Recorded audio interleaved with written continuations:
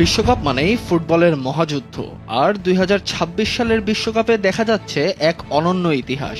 প্রথমবারের মতো ফিফা বিশ্বকাপে অংশ নিচ্ছে ১৩টি মুসলিম প্রধান দেশ। ফুটবলের সবচেয়ে বড় মঞ্চে মুসলিম বিশ্বের এমন শক্তিশালী উপস্থিতি এর আগে কখনো দেখা যায়নি। ২০২২ কাতার বিশ্বকাপে মুসলিম প্রধান দেশের সংখ্যা ছিল মাত্র ৬টি। মাত্র ৪ বছরের ব্যবধানে সেই সংখ্যা বেড়ে দাঁড়িয়েছে ১৩তে, অর্থাৎ দ্বিগুণেরও বেশি বৃদ্ধি। ৪৮ দলের এই বিশ্বকাপে প্রায় ৩০% দলই মুসলিম প্রধান রাষ্ট্র। এশিয়া থেকে খেলবে সৌদি আরব, কাতার, জর্ডান, ইরান, ইরাক এবং উজবেকিস্তান। আফ্রিকা থেকে রয়েছে সেনেগাল, আলজেরিয়া, মরক্কো, তিউনিসিয়া ও মিশর। আর ইউরোপের প্রতিনিধিত্ব করবে তুরস্ক, বসনিয়া ও হার্জেগোভিনা।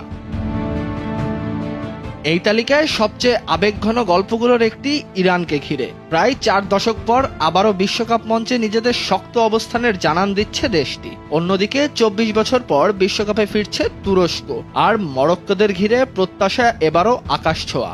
২০২২ বিশ্বকাপে সেমিফাইনালে উঠে আফ্রিকা ও আরব বিশ্বের ইতিহাস বদলে দিয়েছিল তারা।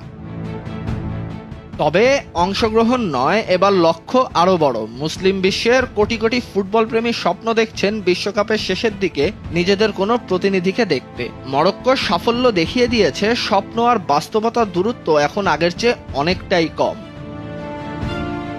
ফুটবল কোনো ধর্মের খেলা নয়, এটি বিশ্বকে এক সুতোয় গাঁথার খেলা। তবুও ২০২৬ বিশ্বকাপে ১৩টি মুসলিম প্রধান দেশের উপস্থিতি নিঃসন্দেহে মুসলিম বিশ্বের জন্য গর্ব, অনুপ্রেরণা এবং নতুন সম্ভাবনার বার্তা।